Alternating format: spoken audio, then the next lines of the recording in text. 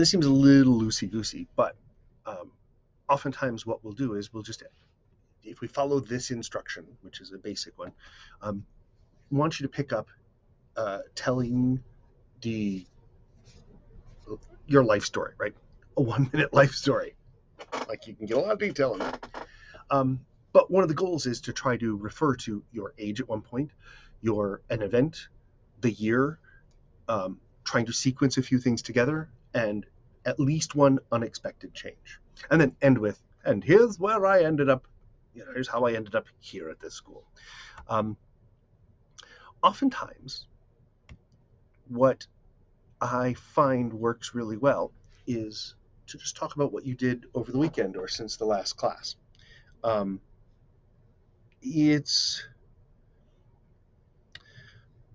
We can find all these different things. We can find all these different things in just a simple weekend between classes. Generally speaking, you may not talk about your age, but you might talk about the time, right? From 1 o'clock to 2 o'clock, 3 o'clock, 4 o'clock, a sequence of events. What did you do Friday night? This, and this. Planned on Saturday to do this. Friend got sick, so we did this, right? So you can include each of those different things. And what I will normally do in conversation is ask, did you plan on doing that? Or if I notice things, I'll start to pull them out.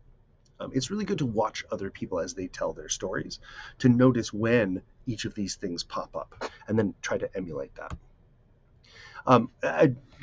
There's later on, like time passes, you'll also see later on, this tends to be more clock related as opposed to general time, but both of them are appropriate.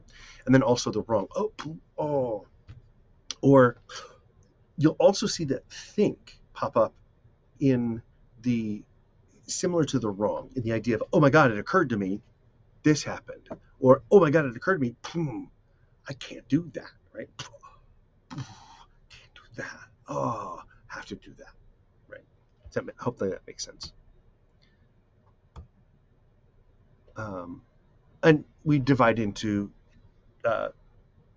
groups in the class, practice the story with each other.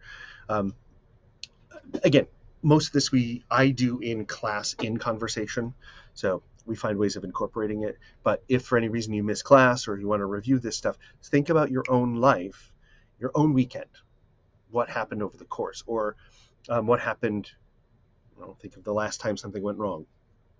2 minutes ago, my hair, and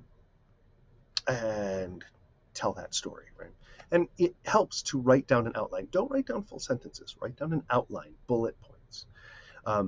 That way you're thinking instant. If you're looking at a full English sentence, you're going to want to sign a full English sentence, and then you won't be able to do the ASL. So then narrate in front of the class. And this is the homework from the student book, and I might incorporate it in the lecture and add another video at some point, but we're mostly going to do this in class anyways.